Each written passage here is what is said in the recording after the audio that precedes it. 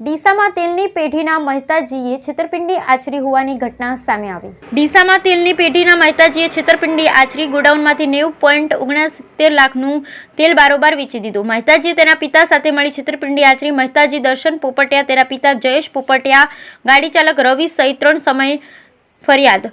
હિસાબમાં ગોટાળા લાગતા હકીકત ધ્યાને આવી પેઢી માલિક કલ્પેશ મોદીએ ફરિયાદ નોંધાવતા એક આરોપીની અટકાયત કરાઈ। મહેતાજી દર્શન પોપટિયાની અટકાયત, 2 આરોપીઓ હજુ ફરાર છે। ડીસા શહેર દક્ષિણ પોલીસે વધુ તપાસ હાથ ધરી। બ્યુરો રિપોર્ટ બરઠક ડીસા।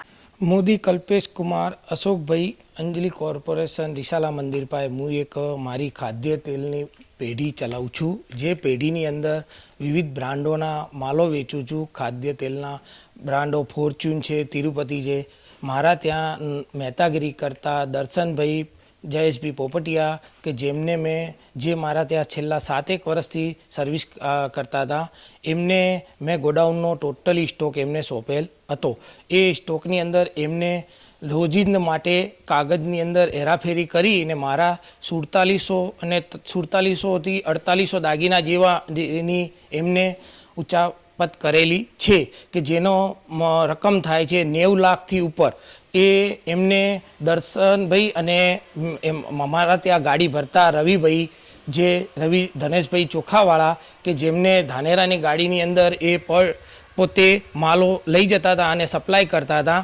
એના અંદર એરિયાએ એકબીજાને મળી અને મારા ત્યાંથી વિવિધ બ્રાન્ડોના માલ લઈ અને જે ધાનેરાની પાર્ટીઓને જઈ અને એ લોકો એમની રીતના માલો છે ને ચોરી અને અવરનવર આલી દેતા હતા અને ત્યાંથી જે બી રૂપિયાની ઉચાપ લેતા હતા એ રૂપિયાની એકબીજા લેવડ દેવડ કરતા હતા। એ રૂપિયાની લેવડ દેવડમાં એમની સાથે એમના અમારા મહેતાજીના ફાધર જયેશભાઈ લક્ષ્મીચંદભાઈ પોપટિયા કે જે પોતે બી આ રૂપિયાની એમની સાથે લેવડ દેવડ કરવા અન્ય જગ્યા ઉપર પોતે જતા હતા ને મારી આટલી મોટી રકમનું જે બી હોય એનું મને જવાબ તરત મળે એવું અમે અપીલ કરું છું।